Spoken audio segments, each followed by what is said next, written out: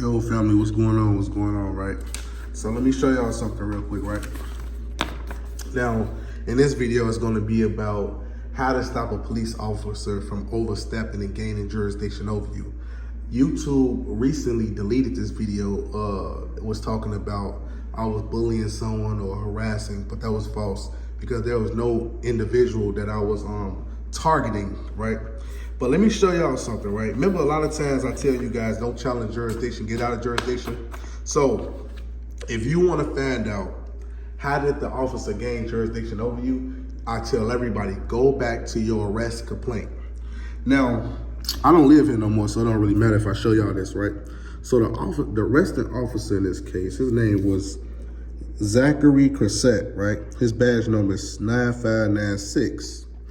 Now, when you go up to defendant, you will find me, Williams Taquan Bernard, right? They put my address 10967 Moss Park Road, right? But the problem is this. I gave them jurisdiction, right, unknowingly. This is around the time after I changed my status when but I was new to the information. So I was just going by the passport. Like if you got the passport, you can do anything, but that was false because they can't gain jurisdiction over you unless they get a waiver, a contractual waiver, meaning you give them jurisdiction. So a lot of times when they ask you where you live, you're not supposed to give that to them. I didn't give that to them. I gave that to a doctor, but the doctor had the police pad in her hand, but I was just hit by a car going 70 miles an hour. So I wasn't even thinking straight. So let me show y'all this. She came in the room and she asked me, she said, hey, what do you receive? She received mail just in case we got to send you a bill. And I gave her this address, 10967 Moss Park. Now the police officers then took me in after that because now they got jurisdiction. They went to the location, the residence the next day to verify that I live there because of the passport. And I have no contracts with the state of Florida. I have no proof that I live in Florida, right?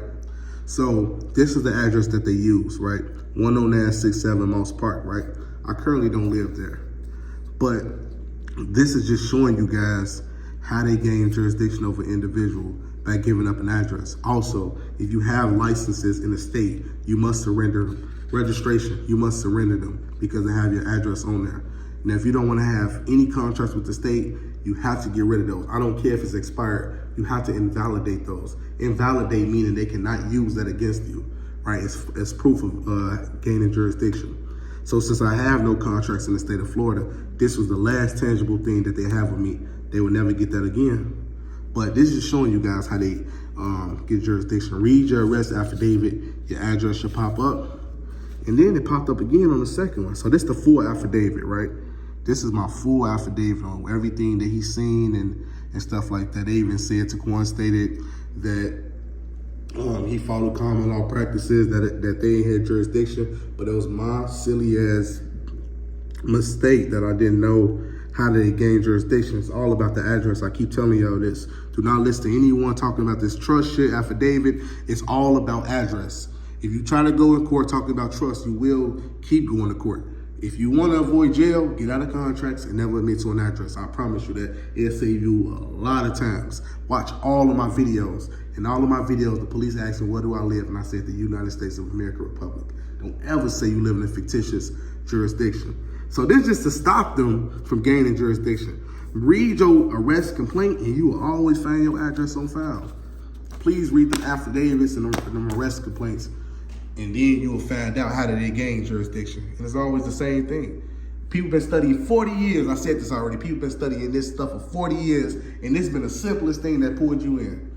Because without this, they can't bond over the case. They can't bond over the case without that address. They can't bond it over. I'm out.